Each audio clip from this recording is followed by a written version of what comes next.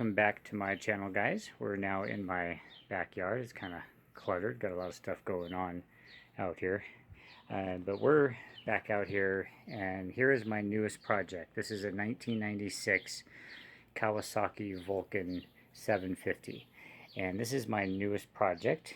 It's got some miles on it. It's gonna take some work. It's my first water-cooled motorcycle, so it'll be pretty fun.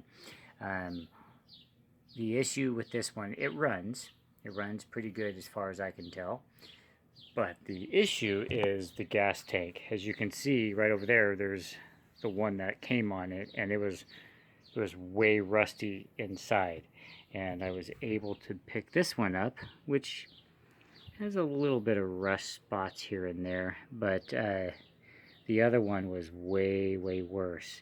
So this one's actually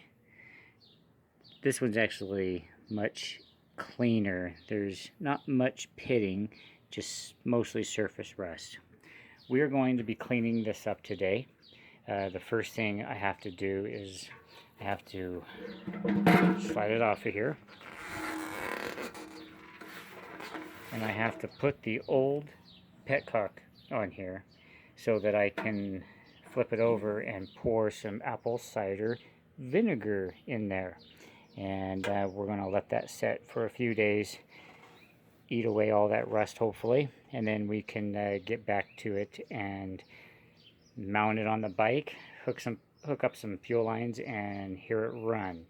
Now, the guy that I bought it from said that one of the carburetors, because there's two carburetors, one of them leaks, and we'll have to find out which one that is and pull it off and get it fixed. Now, if you take a real close look at the engine is not in bad shape. It's pretty clean. It's got 22,000 miles on it. Sounds like a lot, but the engine looks clean. I don't know if somebody went through the engine somewhere in those miles, but she looks pretty clean. So we're gonna go ahead and get started on the gas tank. I'll be back in a minute, show you how we mounted the old petcock here and sealed it up. This here, just in case you're wondering, this is a fuel gauge. I'm going to go ahead and leave that on here. Since we're not using anything really serious, I'm going to go ahead and leave it on there. When I pull it off to clean it out and check the seals there, I'll check and see if the float is damaged and possibly test it. I'm sure there's a way to test it. So, okay, be back in a minute. Okay, so here's what we got. We got our vinegar inside here, and I just kind of taped it off because I didn't want to stick my brand new cap on here and have vinegar all over the seals and stuff. So I went ahead and just plastered some tape on there just to hold it in when we're shaking it up and everything. But I have it in this bin just in case it leaks out of the petcock hole. I can always dump it back inside if needed. It doesn't look like it's really dripping down. But and then while we wait these next few days, we may get started on doing things like checking the water lines. I know I saw that this here is loose. Button that up.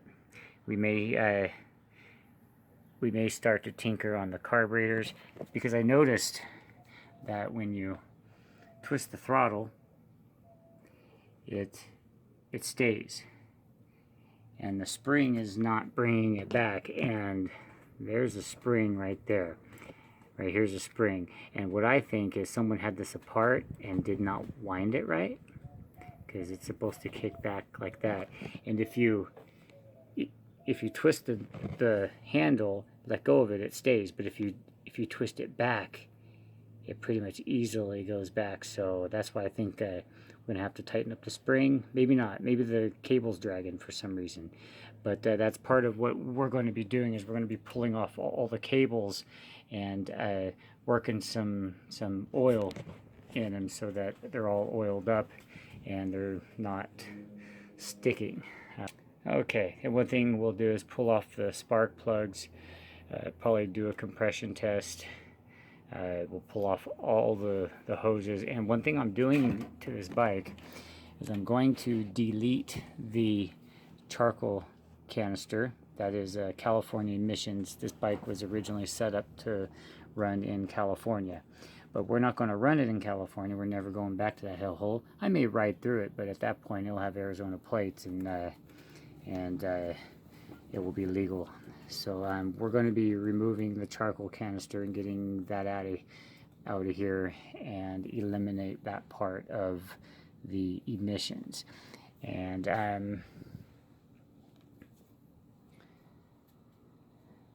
the seat here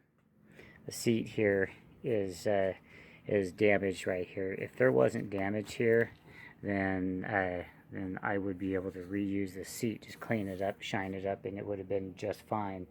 But unfortunately, it's got a tear in it, so we'll have to have it reupholstered. I got my eyes on a guy that does beautiful work, so I'm going to go ahead and give it to him. But the first thing we're going to do is we're going to put all the things back on it, and we're going to get it working. We're going to get all the gauges working, we're going to get the fuel tank and all the lights working, and make sure everything works. And then once I can get it out on the road and ride it, and I feel confident that it's a safe bike to ride, we're going to go ahead and bring it back in. We're going to have it in the garage, and we're going to have the seat removed and reupholstered. And while we're waiting on that, we're going to pull off all the hoses and get everything cleaned up, shine up all the chrome, and then by that time the bike will be beautiful and ready for an everyday rider. I wanted to point something out for those of you that do not know about these motorcycles. This now that's just water from the fuel tank. This bike has a drive shaft, not a chain, not a belt. I thought that was really neat. It's going to be exciting to play around with. And the swing arm is the actual drive shaft housing there. That was really neat. If I sound like I'm a little unsure about things, it's because I am.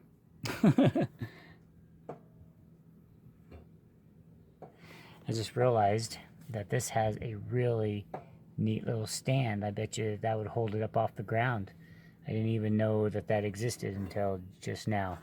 Just saw it there. Pretty neat. Stay tuned for this bike. It's going to be a beauty when it's all done. And I would estimate probably the next month or so I will have her all up and running and ready to rock, guys. Okay, we'll check back in on this in 24 hours. But in the meantime, we're going to be picking it up, shaking the hell out of it, just stir stuff up, recoat everything. Okay guys, well here's where we're at right now. We got the engine to fire up. We didn't run it long because the front side here sounds like something's rattling around in there. So we thought, okay, well we need to adjust the valves. We also discovered that you do not adjust these valves. These have hydraulic valve lash adjusters. So you can't adjust them. So what we have to do is pull the engine out. So we've already got it almost ready to come out. Got everything disconnected. Everything is starting to be ready to pull out. And our real intention is to really get in here and detail all of the engine parts and the frame parts, because we want to bring this bike back to as much brand new condition as we can. And we want to get in here and really scrub everything down and clean them up, and all the electrical contacts and everything. And then that way there, when we get it back together, everything will be ready to run great. So this Kawasaki here has an interesting way of removing the engine. Okay, the bolts here, and there's some down here that have to come out in order for the engine to start coming out and down, and then you just bring it out and down. And before you know it, you've cleared the framework and your engine is out on the garage floor. So that is what we're doing. And one thing worth mentioning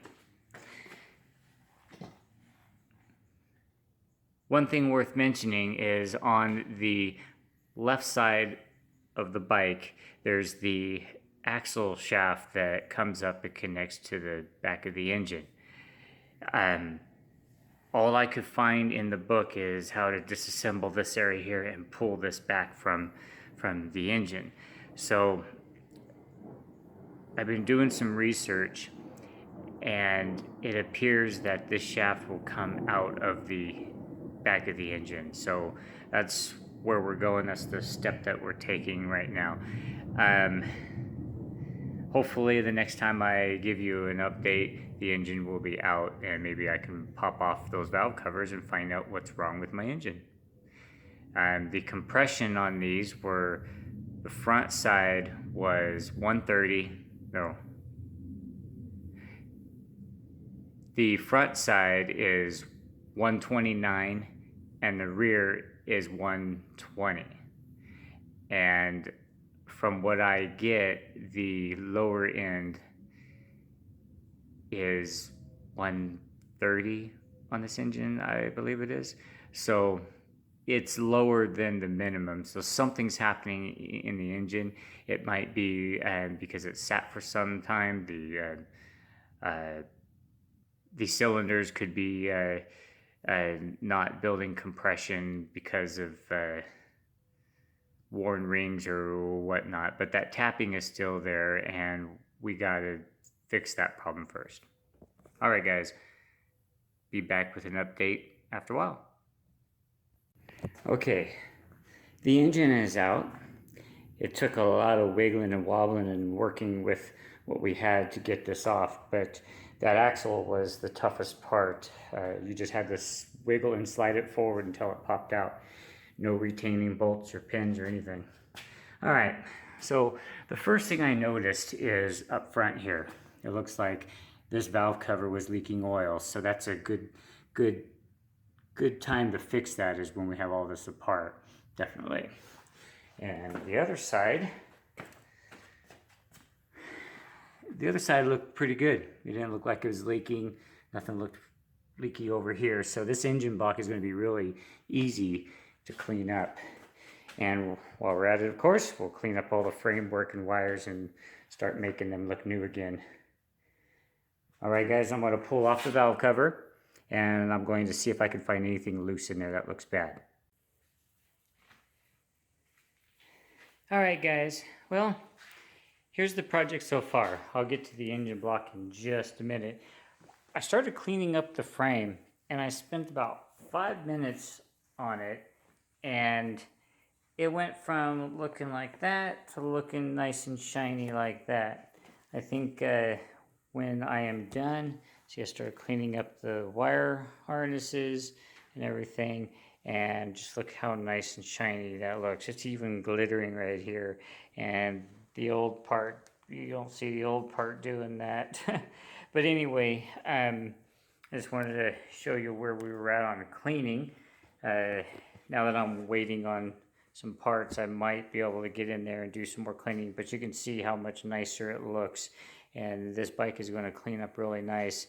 I'm going to be starting to polish the chrome up, and the next video I show you, I'll have the chrome all polished up, and I think you'll love it. Here's the engine block. I wound up splitting it, and I got most of it cleaned up, and there it is inside. Here's the transmission in it. That is the oil pump drive chain. An oil screen. It's not a filter, but it's just a screen. And as you can see, it's really clean inside. There's no damage inside at all. The crank bearings measure 0.010 of an inch larger than the crank, which is within specs, so I don't have to worry about that. This side here, pretty much the same thing, nice and clean. That is the water pump right there. I'm going to have to pull that shaft out and check the seal and make sure that the seal is intact. And as far as that bearing goes, the one in the middle is the crankshaft bearing, and that also measures just fine. Okay, so what I think was knocking is, I think that the pistons, the connecting rod bearings were a little worn out. That's the only thing I could find in here. Other than that, I didn't see anything that I would be too concerned about knocking on me. So it's just going to have to be a matter of changing everything that could have caused knocking and rebuild it as high quality as we can. So there we are, guys. We're waiting on parts so we can start getting it back together. Up here on my bench, I have all the parts lined up in order. I know it looks like a chaotic mess, but I know where most of it is and where it all goes. Back here, we have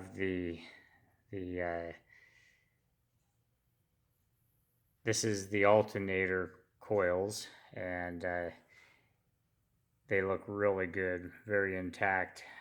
Shouldn't have much problems with that. Here's some of the timing chains. Okay, well, here's a starter, of course. Here's the pistons. The pistons are dirty. They don't look very scored, just a little bit of cleanup and new rings. The cylinders are within standard specifications, so all we have to do is put some new standard rings in there, hone out the cylinders. Here are the cans. The cylinders look very good. No scoring, no unusual marks, very little to no ridge at all. I don't feel any ridge on them at all. So just a nice hone up and cleaning, and they'll be ready to go back on. Here is the final drive for the transmission. This is where the axle attaches to. Here's the other piece to the transmission. All right, guys, that's everything. Part 2 is going to be the reassembly in stages, just like I did the dismantling. There's my Suzuki. We're going to have a fairly cool day here in Arizona tomorrow, so I'm going to ride it to work. Hope it don't rain.